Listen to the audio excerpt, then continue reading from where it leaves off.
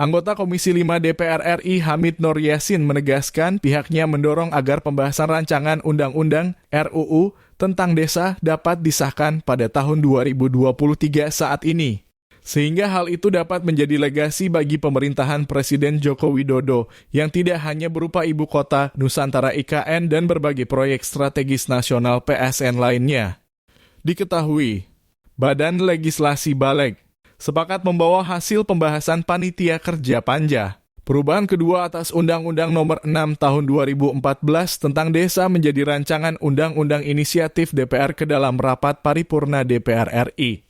Proses selanjutnya pembahasan RUU ini masih harus menunggu respons dari pemerintah dalam bentuk surat Presiden yang menyatakan persetujuan untuk membahasnya bersama DPR. Pembahasannya nanti adalah dalam bentuk DIM, Daftar Inventarisasi Masalah dari pemerintah dan dari DPR. Diharapkan berbagai pihak dapat terlibat dalam diskusi tentang RUU Desa yang kemudian dimasukkan sebagai DIM dari DPR.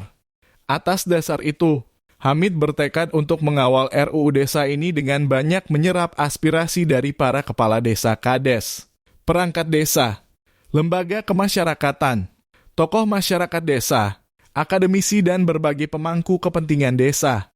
Terdapat setidaknya 19 poin perubahan dalam RUU ini, bukan hanya sekedar tentang perpanjangan masa jabatan kepala desa menjadi 9 tahun. Hal-hal lainnya yang diatur dalam RUU Desa, antara lain pasal 26 ayat 3 tentang penambahan hak kepala desa untuk menerima penghasilan tetap setiap bulan. Tunjangan dan penerimaan lainnya yang sah, mendapat jaminan sosial di bidang kesehatan dan ketenagakerjaan, dan mendapatkan tunjangan purna tugas 1 kali di akhir masa jabatan. Saat ini, para kepala desa dibebani oleh hampir keseluruhan kementerian, terutama dari Kementerian Dalam Negeri, Kementerian Keuangan, dan Kementerian Desa PDTT. Jangan sampai kesejahteraan mereka sangat rendah selama masa jabatan mereka dan juga setelah selesainya. Padahal mereka mendapatkan amanah mengelola dana desa yang jumlahnya cukup besar. Apalagi dalam RUU Desa nantinya alokasi anggaran dana desa akan ditingkatkan sebesar 20% dari dana transfer daerah TKDD. Dana desa harus dikelola secara bertanggung jawab dan diawasi secara ketat pula, jelas politisi fraksi PKS ini.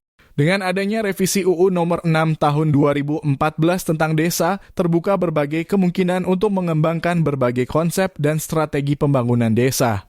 Menurutnya, Indonesia dapat mengadaptasi pembangunan desa dari negara maju, misalkan konsep OVOP, One Village One Product, dari Jepang, ataupun Samaul Undong dari Korea.